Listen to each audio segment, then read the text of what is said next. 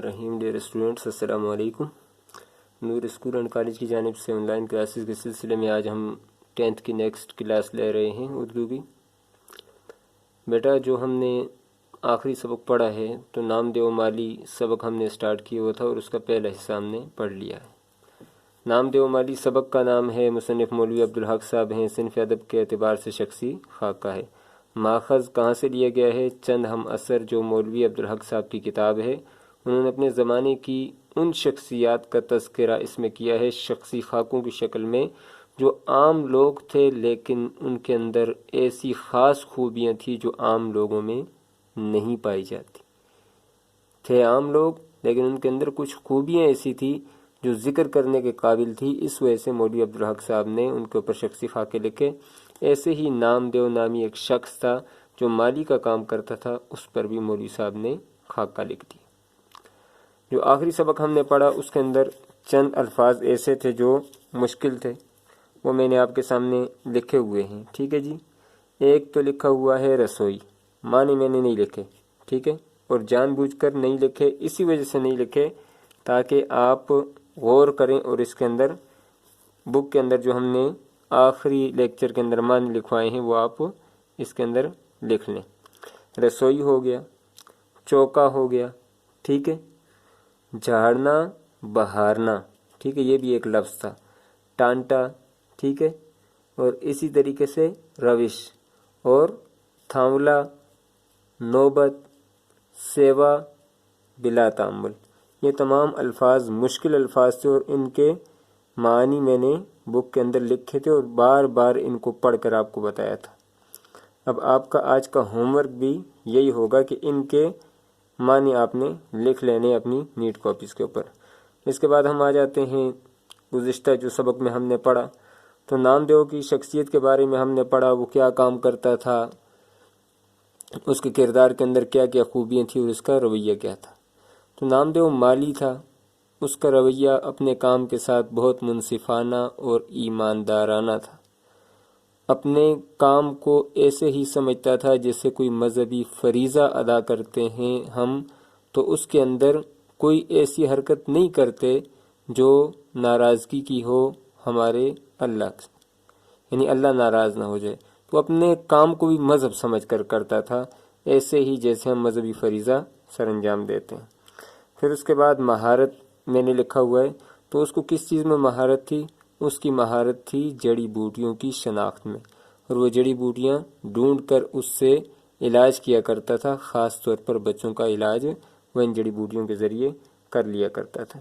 تو آئیں اب ہم اس سبق سے جہاں سے ہم نے چھوڑا تھا آگے چل کر دیکھتے ہیں کہ نام دیو مالی کے بارے میں مولوی عبدالحق صاحب اور کون کون سی اہم باتیں ہمیں بتاتے ہیں۔ اب یہاں سے مصنف نام دیو کی زندگی کے اندر پیش آنے والا ایک واقعہ جو آنکھوں دیکھا ہے اس کے بارے میں بتا رہے ہیں کہ ایک سال بارش بہت کم ہوئی، کنواں اور باولیوں میں پانی برائے نام رہ گیا۔ اب باولی کس کو کہتے ہیں، کنواں تو آپ کو پتہ ہے، ٹھیک ہے جی، عام ہمارے علاقوں میں پائے جاتے ہیں۔ باولی کہتے ہیں کہ ایسا کنواں یا تالاب جس میں پانی کی سطح تک سیڑھیاں بنائی گئی ہوں، یعنی سیڑھیوں سے اتر کر نیچے جا کے پانی لیا جاتا ہو، اس کو باولی کہتے ہیں۔ یعنی کنووں میں بھی پانی ختم ہو گیا اور باولیوں میں بھی پانی برائے نام رہ گیا۔ باغ میں آفت ٹوٹ پڑی، آفت آپ کو پتہ ہے مصیبت کو کہتے ہیں، بہت سے پودے اور پیڑ تلف ہو گئے، ضائع ہو گئے، جو بچ رہے وہ ایسے نڈھال کہتے ہیں کمزور کو، اور مرجھائے ہوئے سوکھے ہوئے تھے جیسے بہت دن کے بیمار ہوں۔ اب جو باقی پودے رہ گئے تھے وہ ایسے لگ رہے تھے جیسے بہت دنوں سے بیمار ہوں، لیکن نام دیو کا چمن ہرا بھرا تھا، نام دیو کا چمن ہرا بھرا تھا، سرسبز و شاداب تھا۔ وہ دور دور سے ایک ایک گھڑا پانی کا بھر کر پانی کا سر پر اٹھا کے لاتا، ٹھیک ہے جی۔ گھڑا آپ کو پتہ ہے مٹی کا بنا ہوا ہوتا ہے جس میں پانی لایا جاتا ہے، تو وہ دور دور سے ایک ایک گھڑا پانی کا بھر سر پر اٹھا کے لاتا اور پودوں کو سینچتا کے معنی میں نے لکھے ہیں پانی دینا، ٹھیک ہے جی۔ یہ وہ وقت تھا، یہ کیا تھا؟ یہ وہ وقت تھا، ٹھیک ہے جی۔ وقت پر شعر بھی ذہن کے اندر آ گیا کہ وقت خوش خوش کاٹنے کا مشورہ دیتے ہوئے رو پڑا وہ آپ مجھ کو حوصلہ دیتے ہوئے، ٹھیک ہے جی۔ یہ وہ وقت تھا کہ قحط نے لوگوں کے اوسان خطا کر رکھے تھے۔ قحط آپ کو پتہ ہے خشک سالی کو کہتے ہیں، لوگوں کے اوسان خطا کر رکھے تھے۔ اوسان آپ کو پتہ ہے ہوش کو کہا جاتا ہے، لیکن یہاں اس کے معنی کیا ہے جی؟ بہت زیادہ پریشان ہونا۔ اوسان خطا ہو جانا، بہت زیادہ پریشان ہو جانا۔ لوگ بہت زیادہ پریشان تھے، کس وجہ سے؟ قحط سالی کی وجہ سے پریشان تھے، بارشوں کا نہ ہونا، ٹھیک ہے جی۔ اوسان خطا کر رکھے تھے اور انہیں پینے کو پانی مشکل سے میسر آتا تھا۔ میسر لفظ کیا ہے جی؟ میسر، ٹھیک ہے جی۔ ہم کو تو میسر نہیں مٹی کا دیا ابھی، گھر پیر کا بجلی کے چراغوں سے ہے روشن، علامہ اقبال نے کہا تھا، ٹھیک ہے۔ اور اس طریقے سے ایک اور شاعر بھی کہتا ہے کہ خود سے فرصت ہی میسر نہیں ملتی، ورنہ ہم کسی اور کے ہوتے تو تمہارے ہوتے۔ تو میسر لفظ ہے، ٹھیک ہے۔ معنی کیا ہیں اس کے؟ حاصل، ٹھیک ہے، دستیاب۔ اس کے معنی کیا ہے جی؟ حاصل یا دستیاب ہونا۔ تو مصنف یہ کہتے ہیں کہ پانی کی قلت تھی، پینے کے لیے بھی لوگوں کو پانی مشکل سے میسر آتا تھا، مگر یہ خدا کا بندہ کہیں نہ کہیں سے لے ہی آتا اور اپنے پودوں کی پیاس بجھاتا۔ نامدیو اپنے پودوں کے لیے پانی کسی نہ کسی جگہ سے لے آتا۔ جب پانی کی قلت، ٹھیک ہے جی، قلت کمی کو کہتے ہیں، اور اس کی ضد کیا آتی ہے؟ ہاں بالکل، کثرت۔ قلت کی ضد کیا آتی ہے جی؟ کثرت آتی ہے، ٹھیک ہے۔ قلت بڑھی تو اس نے راتوں کو بھی پانی، اب دن کو تو پانی لاتا تھا، راتوں کو بھی پانی ڈھو ڈھو کر لانا شروع کیا۔ اب ڈھو ڈھو کر لانا کس کو کہتے ہیں جی؟ ڈھو ڈھو کر لانے ہوتے سر پر یا کاندھے پر پانی اٹھا کر لانا شروع کیا۔ پانی کیا تھا؟ یوں سمجھیے کہ آدھا پانی اور آدھا کیچڑ۔ اب جب آپ کسی تالاب سے یا ایسی جگہ سے جو مٹی کی بنی ہوئی ہوگی وہاں سے پانی لائیں گے اور پورے علاقے میں پانی نہیں ہے تو وہ آدھا پانی ہوگا اور آدھا کیچڑ ہی ہوگا، آدھی کیچڑ ہوتی تھی، ٹھیک ہے جی۔ لیکن یہ گدلا پانی، لیکن کیا ہے جی؟ یہ گدلا پانی، گدلا کہتے ہیں مٹی سے بھرا ہوا، ٹھیک ہے جی، آلودہ پانی۔ گدلا پانی پودوں کے حق میں آب حیات تھا۔ آپ پانی کو کہتے ہیں، ٹھیک ہے جی، فارسی زبان کا لفظ ہے۔ حیات زندگی کو کہتے ہیں، یعنی زندگی بخشنے والا۔ یہاں پر تو مراد زندگی دینے والا پانی ہے، لیکن آب حیات اس پانی کو کہتے ہیں جس کے بارے میں مشہور ہے کہ جب وہ کوئی بھی شخص ایک بار پی لے تو وہ ساری زندگی زندہ رہتا ہے۔ جیسے حضرت خضر علیہ السلام کے بارے میں لوگ کہتے ہیں کہ انہوں نے آب حیات پیا ہوا ہے اور ہمیشہ زندہ ہیں، ٹھیک ہے۔ اس پیراگراف کے اندر نامدیو مالی کی زندگی کا ایک واقعہ بیان کیا کہ قحط سالی ہو گئی، لوگوں کے باغ اجڑ گئے، لیکن نامدیو کا باغ جو ہے وہ ابھی بھی تر و تازہ اور سرسبز و شاداب تھا۔ کیونکہ وہ دن رات، پہلے دن کو پانی لاتا تھا اور اس کے بعد رات کو ڈھو ڈھو کر لاتا تھا۔ کیا چیز؟ ڈھو ڈھو کر، کاندھے پر اور سر پر خود اٹھا کر لاتا تھا اور اس کے بعد اپنے باغ کو سیراب کرتا تھا۔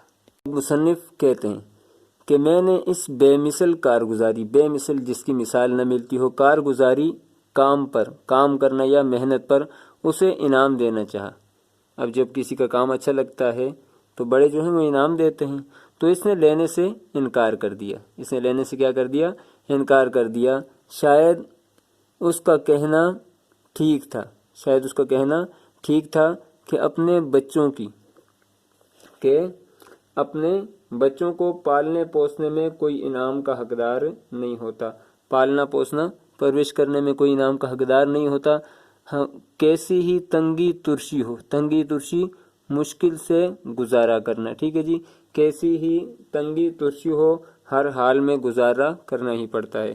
اب اس چھوٹے سے پیراگراف میں مصنف کہتے ہیں میں نے انعام دینا چاہا کہ تم نے دن رات ایک کر کے باغ کو بچایا ہے، تو اس نے انعام لینے سے انکار کر دیا اور کہا یہ پودے نہیں ہیں، میرے بچوں کی طرح ہیں، اور اپنے بچوں کی دیکھ بھال ہر حال میں کرنی والدین پر فرض ہوتی ہے، ٹھیک ہے جی۔ جب حضور نظام کو اورنگ آباد کی خوشگوار آب و ہوا میں باغ لگانے کا شوق ہوا۔ اب یہ حضور نظام کون ہے؟ تو میں نے اس کے اوپر لکھا ہوا ہے، ٹھیک ہے جی۔ حیدرآباد دکن کی ریاست کے امیر، حیدرآباد دکن کی ریاست کے امیر ہیں۔ اب ان کا نام کیا ہے؟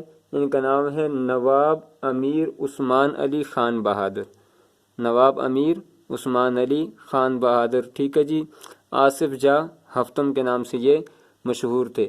جب یہ ریاست کے امیر کو یہ شوق ہوا کہ جیسے پہلے باغ لگا کرتے تھے مغلیہ دور میں بھی اب حیدرآباد کے اندر ایک باغ لگانا چاہتا ہوں، خوشگوار آب و ہوا میں باغ لگانے کا شوق ہوا، تو یہ کام ڈاکٹر سراج الحسن صاحب، ڈاکٹر سراج الحسن ناظم محکمہ تعلیم، ناظم محکمہ تعلیم، محکمہ تعلیم کے سربراہ یعنی ایجوکیشن کے جو افسر تھے کو تفویض ہوا، تفویض کہتے ہیں حوالے کرنا یا سپرد کرنا، ان کے سپرد ہو گیا کہ بھئی آپ نے باغ لگانا ہے۔ ڈاکٹر صاحب کا ذوق باغبانی مشہور تھا، ذوق باغبانی، باغ لگانے کا شوق، اور انہیں ذوق و شوق تھا کہ وہ باغ لگایا کرتے تھے۔ تو اب باغبانی، ٹھیک ہے جی، باغبانی، باغ لگانا، جیسے شاعر کیا کہتا ہے کہ یہ کیا قیامت ہے باغبانوں کہ جن کی خاطر بہار آئی، یہ کیا قیامت ہے باغبانوں کہ جن کے خاطر بہار آئی، وہی شگوفے کھٹک رہے ہیں تمہاری آنکھوں میں خار بن کر۔ اور دوسرا شاعر بھی کہتا ہے کہ باغبانے آگ دی جب آشیانے کو میرے، جن پہ تکیا تھا وہی پتے ہوا دینے لگے۔ تو باغبانی کا جو فن ہے، باغ لگانے کا فن ہے، یہ ڈاکٹر سراج الحسن صاحب بڑے اچھے اور احسن انداز میں جانتے تھے۔ اب ڈاکٹر سراج الحسن صاحب نے باغبانی کا ان کا ذوق مشہور تھا، اس لیے ان کو یہ حکم دیا، کس نے؟ نظام حیدرآباد نے، کہ آپ نے اب کیا کرنا ہے؟ باغ لگانا ہے۔ تو مقبرہ رابعہ درانی اور اس کا باغ، مقبرہ رابعہ درانی، میں نے انڈرلائن اس وجہ سے کیا کہ اس کے معنی میں نے آپ کو بتا دیے تھے۔ رابعہ درانی لقب ہے بانو بیگم کا، جو اورنگزیب کی بیوی ہیں اور زیب النساء کی والدہ ہیں۔ تو انہوں نے کہاں باغ لگانا چاہا؟ تو مقبرہ رابعہ درانی اور اس کا باغ، جو اپنی ترتیب و تعمیر کے اعتبار سے، ٹھیک ہے جی، جو اپنی ترتیب و تعمیر کے اعتبار سے مغلیہ باغ کا بہترین نمونہ ہے۔ نمونہ کس کو کہتے ہیں جی؟ مثال کو کہتے ہیں۔ تو مدت سے، ٹھیک ہے جی، مدت لمبے زمانے کو کہتے ہیں۔ مدت سے ویران اور سنسان پڑا ہوا تھا، سنسان، اجاڑ، جس کی کوئی دیکھ بھال کرنے والا نہ ہو۔ وحشی جانوروں کا مسکن تھا، وحشی مراد درندے ہیں جو چیر پھاڑ کر کھانے والے ہوں۔ مسکن تھا، مسکن کہتے ہیں ٹھکانے کو۔ اور جھاڑ جنکار سے پٹا پڑا تھا، جھاڑ جنکار، غیر ضروری گھاس اور پودے، پٹا پڑا تھا، بھرا ہوا تھا۔ یہ باغ جو ہے شاہی باغ بالکل ویران تھا۔ آج ڈاکٹر صاحب کی بدولت، بدولت کہتے ہیں وجہ سے، سر سبز و شاداب، پھر مرکب عطفی ہے ہرا بھرا اور آباد نظر آتا ہے۔ یہ سارا ڈاکٹر سراج الحسن صاحب کی وجہ سے ہوا ہے۔ اب دور دور سے لوگ اسے دیکھنے آتے ہیں اور سیر و تفریح سے محظوظ ہوتے ہیں، لطف اندوز ہوتے ہیں۔ اب اس پیراگراف کے اندر بتایا کہ ڈاکٹر صاحب کی محنت کی وجہ سے شاہی باغ دوبارہ شاہی باغ بننے لگا۔ ڈاکٹر صاحب کو آدمی پرکھنے کا کمال تھا، پرکھنا، جانچنا، یعنی آدمی کو دیکھ کر پہچان لیتے تھے کہ اس کے اندر کون سی خوبیاں پائی جاتی ہیں۔ وہ نامدیو کے بڑے قدردان تھے، قدردان، قدر کرنے والے تھے۔ اسے مقبرے سے شاہی باغ لے گئے، مقبرے سے اٹھا کر کہاں لے گئے؟ شاہی باغ لے گئے۔ شاہی باغ آخر شاہی باغ تھا، تو شاہی باغ ہی ہوگا، بادشاہوں کا بنایا ہوا، مغلیہ سلطنت کا بنایا ہوا۔ کئی نگرانے کار کہتے ہیں دیکھ بھال کرنے والے، اور بیسیوں مالی یہ روزمرہ ہے، ٹھیک ہے۔ آپ کو بتایا گیا تھا کہ روزمرہ اور محاورہ کیا ہوتا ہے، اور فرق بھی بتایا گیا تھا۔ مراد یہ کہ بہت سارے مالی، اور مالی بھی کیسے بھائی کیسے مالی؟ ٹوکیو سے جاپانی، ٹوکیو جاپان کا دارالحکومت اور دنیا کا سب سے زیادہ آبادی والا شہر۔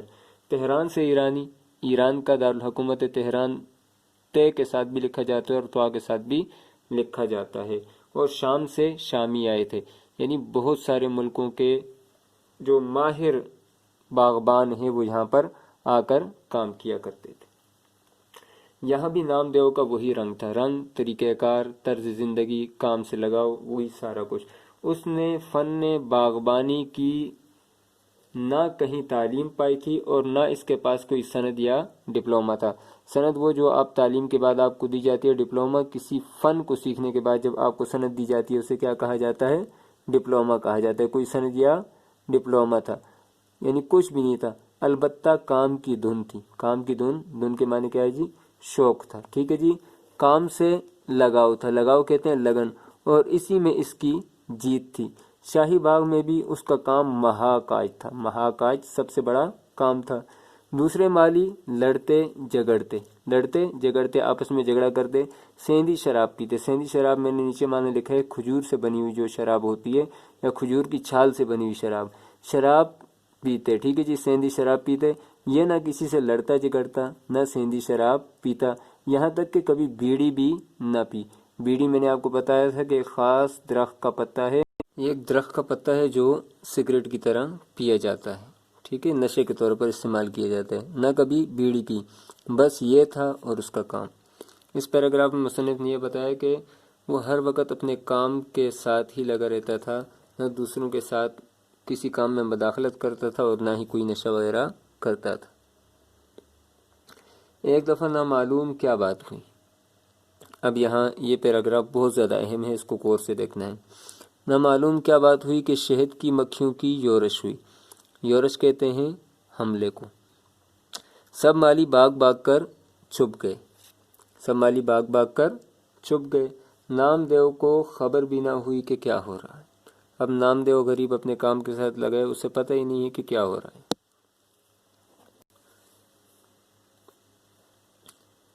وہ برابر اپنے کام میں لگا رہا، اسے کیا معلوم تھا کہ قضا اس کے سر پر کھیل رہی ہے۔ قضا کسے کہتے ہیں؟ موت کو۔ جس سے اکبر نے کہا تھا کہ قضا کے سامنے بیکار ہوتے ہیں حواس اکبر، کھلی ہوتی ہیں گو آنکھیں مگر بینا نہیں ہوتی۔ تو قضا جو ہے موت کو کہتے ہیں۔ قضا سر پر کھیل رہی ہے یعنی موت سر پر آ پہنچی ہے۔ مکھیوں کا غضبناک جلر، غضب کہتے ہیں غصے کو، یعنی غصے سے بھرا ہوا۔ یہ لگتا ہے ایسے کہ جیسے کسی نے شہد کی مکھیوں کو چھیڑ دیا ہو۔ غضبناک جلر کہتے ہیں ہجوم جس میں لاکھوں مکھیاں ہوتی ہیں۔ اس غریب پر ٹوٹ پڑا، اتنا کاٹا کہ بے دم ہو گیا، یعنی مر گیا، مرنے کے قریب یا مر گیا، سانس بالکل ختم ہو گئی، آخر اسی میں جان دے دی۔ اسی حالت میں اس کا انتقال ہو گیا مکھیوں کے کاٹنے کی وجہ سے۔ اب اس پیراگراف میں مرنے کی حالت بتائی گئی ہے۔ آپ سے اگر کوئی پوچھے کہ کیسے اس کی وفات ہوئی نامدیو مالی کی، تو آپ بتا سکتے ہیں کہ شہد کے مکھیوں کے حملے کی وجہ سے، جب شہد کی مکھیوں نے حملہ کیا تو ان کے کاٹنے کی وجہ سے اس کا انتقال ہو گیا۔ یہاں سے نامدیو کی عادتیں بتا رہے ہیں، ٹھیک ہے جی۔ وہ بہت سادہ مزاج، بھولا بالا اور منکسر المزاج تھا۔ منکسر المزاج کہتے ہیں عاجز طبیعت والا، بالکل عاجز سا انسان تھا، اس کے اندر کوئی تکبر اور غرور نہیں تھا، یعنی اس کی طبیعت کے اندر عاجزی تھی۔ لیکن ایک عاجزی وہ بھی ہوتی ہے جو کسی کے تنگ کرنے کی وجہ سے آ جاتی ہے، جیسے شاعر کہتا ہے یہ میری عاجزی ہرگز نہیں ہے، میں تم لوگوں سے عاجز آ گیا ہوں۔ جیسے بچے بعض اوقات بہت زیادہ تنگ کر لیتے ہیں تو کوئی بھی آگے سے یہ کہتا ہے کہ میں اب تم لوگوں سے عاجز آ گیا ہوں۔ یہ وہ والی عاجزی نہیں تھی، یہ حقیقتاً اس کے اندر عاجزی پائی جاتی تھی۔ اس کے چہرے پر بشاشت کہتے ہیں خوشی کو، ٹھیک ہے جی، اور لبوں پر مسکراہٹ کھیلتی رہتی تھی۔ اب لب ہونٹوں کو کہتے ہیں، جیسے ایک اور شاعر کہتا ہے کہ لبوں پہ اس کے کبھی بد دعا نہیں ہوتی، لبوں پہ اس کے کبھی بد دعا نہیں ہوتی، بس ایک ماں ہے جو مجھ سے خفا نہیں ہوتی۔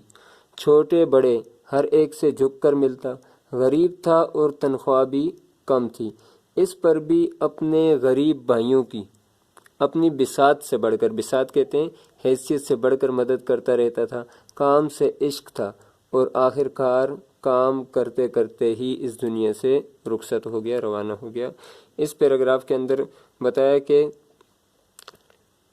نامدیو مالی کے اندر اس کی عادتیں اور اس کی جو خصوصیات تھی وہ کیا تھی۔ سادہ مزاج تھا، بھولا بالا تھا، منکسر المزاج تھا۔ 3، چوتھی چہرے پر بشاشت تھی، اور نمبر 5، مسکراہٹ ہر لمحہ اس کے چہرے پر نظر آتی تھی۔ پھر اس کے بعد آگے دیکھیں، ہر ایک سے جھک کر ملتا تھا، اور تنخواہ کم ہونے کے باوجود بھی اپنے غریب بھائیوں کی اپنی حیثیت سے بڑھ کر مدد کرتا رہتا تھا۔ گرمی ہو یا جاڑا، جاڑا کہتے ہیں سردی کو، دھوپ ہو یا سایہ، وہ دن رات برابر کام کرتا رہا۔ اسے کبھی یہ خیال نہ آیا کہ میں بہت کام کرتا ہوں، یعنی اس کے ذہن میں کبھی یہ خیال بھی نہیں آیا کہ میں کتنا کام کر رہا ہوں یا میرا کام دوسروں سے بہتر ہے۔ اسی لیے اسے اپنے کام پر فخر یا غرور نہ تھا، وہ یہ باتیں جانتا ہی نہ تھا، یعنی اس کے دل میں کبھی ایسی باتیں آئی ہی نہیں ہیں۔ اسے کسی سے بیر یا جلاپا نہ تھا۔ بیر کہتے ہیں دشمنی، جلاپا کہتے ہیں حسد کو۔ کسی سے دشمنی بھی نہیں تھی اور نہ کسی سے حسد رکھتا تھا۔ وہ سب کو اچھا سمجھتا اور سب سے محبت کرتا تھا اور غریبوں کی مدد کرتا، ٹھیک ہے، وقت پر کام کرتا، آدمیوں، جانوروں، پودوں کی خدمت کرتا، لیکن کبھی اسے یہ احساس نہ ہوا کہ وہ نیک کام کر رہا ہے۔ سب کی خدمت کرتا، مدد کرتا، لیکن اسے کبھی احساس نہیں ہوا کہ وہ نیک کام کر رہا ہے۔ نیکی اسی وقت نیکی ہے، نیکی اسی وقت نیکی ہے۔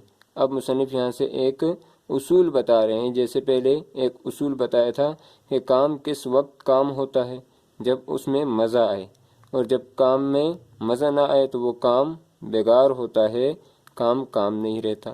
اب یہ نیکی کے بارے میں بتا رہے ہیں کہ نیکی اسی وقت نیکی ہے جب تک آدمی کو یہ معلوم نہ ہو کہ وہ کوئی نیک کام کر رہا ہے، ٹھیک ہے۔ جہاں اس نے یہ سمجھنے شروع کیا کہ نیکی نہیں رہتی، جب یہ سمجھنے شروع کر دیا کہ میں نیک کام کر رہا ہوں تو پھر وہ نیکی نہیں رہتی۔ جب کبھی مجھے نام دیو کا خیال آتا ہے تو میں سوچتا ہوں، تو میں کیا کرتا ہوں؟ سوچتا ہوں۔ اب کیا سوچتا ہوں جی؟ کہ نیکی کیا ہے اور بڑا آدمی کسے کہتے ہیں؟ ہر شخص میں قدرت نے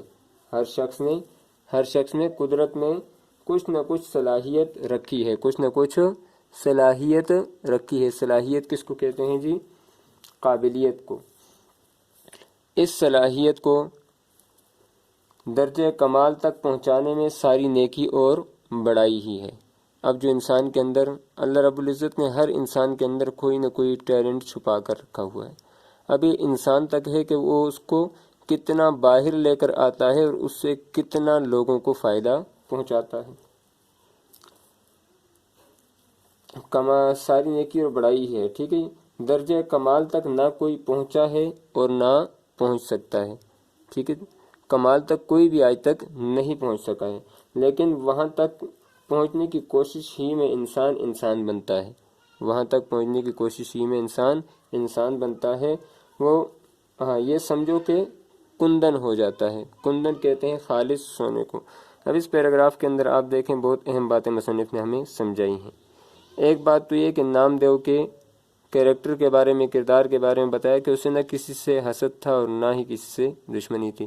پھر اس کے بعد مصنف نے بتایا کہ وہ ہر وقت کام کرتا رہتا تھا اور یہ نیکی ہے، اور پھر ایک اصول بتایا کہ نیکی اس وقت تک نیکی ہوتی ہے جب تک انسان یہ سمجھ کر کرتا رہے کہ یہ نیکی نہیں ہے بلکہ اس کا فرض ہے، اور جب یہ سمجھنا شروع کر دیا کہ اب میں نیک ہو گیا ہوں تو پھر وہ نیکی نہیں رہتی۔ اور اس کے بعد ایک اور بات اہم بتائی کہ ہر انسان کے اندر اللہ رب العزت نے کچھ باتیں ایسی ودیعت کی ہیں، اس کو دی ہوئی ہیں، جس کو وہ ظاہر کر کے لوگوں کو فائدہ پہنچا سکتا ہے، اور یہی انسانیت ہے کہ وہ اپنے اندر رکھی ہوئی صلاحیتوں کو، جو گاڈ گفٹڈ اللہ رب العزت کی طرف سے دی گئی صلاحیتیں ہیں، ان کو باہر لے کر آئے اور لوگوں کو فائدہ پہنچائے۔ کمال تک کوئی بھی نہیں پہنچ سکتا، لیکن اسی کوشش کے اندر لگے رہنا ہی انسانیت ہے، اور اسی لیے انسان پھر کیا بن جاتا ہے؟ کندن بن جاتا ہے، ایسا سونا جو کھوٹ سے، ملاوٹ سے پاک ہوتا ہے۔ حساب کے دن جب اعمال کی جانچ پڑتال ہوگی، ٹھیک ہے جی۔ اعمال عمل کی جمع ہے، جب اعمال کو دیکھا جائے گا، وہ پوچھے گا تو یہ پوچھے گا کہ میں نے جو استعداد، ٹھیک ہے جی، جو استعداد، صلاحیت تجھ میں ودیت کی تھی، ودیت کرنا عطا کی تھی، جس کو میں نے تجھے عطا کیا تھا، اللہ یہ پوچھیں گے اسے کمال تک پہنچانے اور اس سے کام لینے میں تو نے کیا کیا، اور خلق اللہ کو اس سے کیا فیض پہنچایا۔ خلق اللہ، اللہ کی مخلوق، فیض، فائدہ۔ اگر نیکی اور بڑائی کا یہ معیار ہے، معیار کہتے ہیں پیمانے کو، تو نام دیو نیک بھی تھا اور بڑا بھی تھا تو ذات کا ڈھیر، تھا تو ذات کا ڈھیر۔ ڈھیر کے معنی میں نے آپ کو شروع میں بتائے تھے کہ ہندوؤں کی وہ نیچ ذات جو کھالوں کا کام کرتی ہے، پر اچھے اچھے شریفوں سے شریف تھا۔ آخری پیراگراف میں مصنف نے اصول بتا دیا شریف ہونے کا اور اچھے ہونے کا، اور یہ بتایا کہ جب اعمال قیامت کے دن تولے جائیں گے، ٹھیک ہے، تو اس وقت یہ نہیں پوچھا جائے گا کہ تمہارے اعمال کتنے ہیں، اسی لیے کہا جاتا ہے کہ اعمال تولے جائیں گے، قیامت کے دن اعمال گنے نہیں جائیں گے۔